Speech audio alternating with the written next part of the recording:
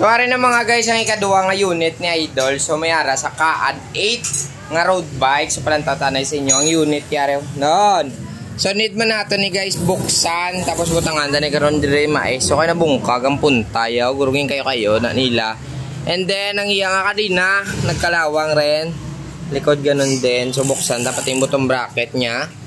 Hub sa likod, head parts, amo man sa may hub di sa may tubang. So tara, buksan na tanay. So kabalo ka mo mga guys ang Kaad na road bike ay naka-press fit. So nakita nyo ni may thread type di siya. Ang itakod na ni Idol gali. Amon siyang nag-viral sa akon dati mo ang mayara sa sang bottom bracket nga gin pa thread. Ano na yung tawag ni may ging press sila dito ng butang thread warara adapter araw. Pero na amo na siyang gulo nila daw. Guys kailangan na naton piswitan ng tubig. So sa mga galantaw gali sa ating nga video. So kailangan talaga natin piswitan ng tubig before natin sabunan para mahukas ang iyang mga balas-balas o mga buhangin. Baka kay kiba mo hindi mo na pag-i-sprayan. Gano na sa magano kagas-scrub, gagas-gas na sa pinta. So need to get ya piswitan parehas na oh. So sabunan na lang na karon ni Buelo Black no. So araw na. So kita naman dito to sa may tubang kay libyon na to ang iyang mga karagalan. So tara. Ngareho kay gamay-gamay na isa. So impact drill lang gamiton tanit naton pugungan. Kay sakit mo siya mo kay basa mo gamay, hindi mo mo yata sakit mo. Tara. Hawakan na masyado and then gamit tayo ng impact drill. Araw. Na. So ang liit kasi oh. Ang liit ng cogs yun. Ayan na, natanggalan natin. Tapos meron tong thread. Ayan o. Niluluwagan. Ayan na. And then yung ating axle, itutulak na lang to. Kasama na yung prehab niya. Ito na siya. Ayan, sumabay lahat. So bali 3 pulse lang to. Isa lang yung spring niya. Ayan o. Kumakalog yung bearing dito sa prehab niya. Wow! Ang nipis ng bearing mga guys oh. So dito ko to natanggal guys so, sa may tawag ito bottom bracket na SMBBR60. So ayan na natanggal na natin yung mga bearing mga guys no. So ito yung problema sa prehab niya kanina. Ayan may damage sa gilid, muntikan na tayo dito kanina sa puller oh.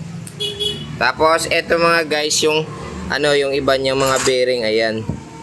Baby shell, ayan, nandyan na. Prehab niya ito. Triples pa. Yung harap na axle. Ito yung kanyang bearing sa bottom bracket. Oh. So, linis muna tayo para makita ninyo mamaya. So, go. Okay, banlaw na naman ulit tayo sa mga piyesa ni Boss Romel Gumban. So ito na, natapos na natin mga guys hugasan lahat. So kailangan na lang natin ibabalik. Pero papakita ko muna sa inyo ang ating nilinisan kanina. So yung mga guys, yung frame niya natapos na hugasan niya kanina no. Ito yung mga cogs, chain at saka yung crankset, tatong wheelset tagaliyon doon. Yung harapan, ito mo na yung chowyang yatar. Tapos sa likod inubah. So, ari ang iya mga guys, kasudlan nga nga ginimpiwan taon na. So, napansin ninyo, may dalawang bearing tayong sira.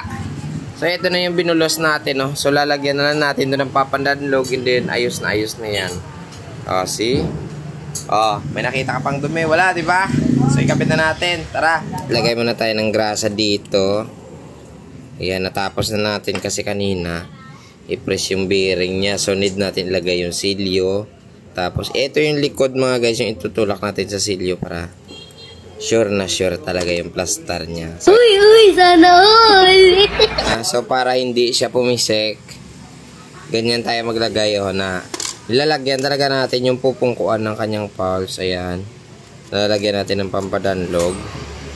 Yan, para magpilit siya. Tapos, yung magtakod sa iyang spring, hindi siya magtabog. Ito na, meron siyang dowel dito sa iya spring. Dito natin yung lalagay. Yung butas.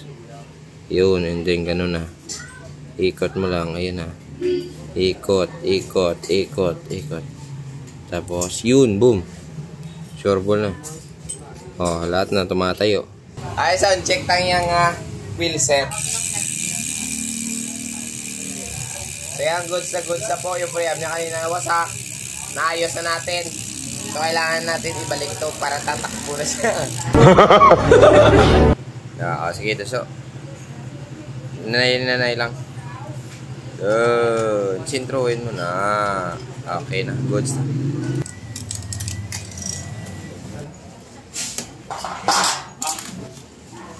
Ito na. Yun. Hawakan mo ga. Biloksing bilik. Chocolate naman ang unod yaw. Yo, di po. Tadamak-damak. Bilatsin.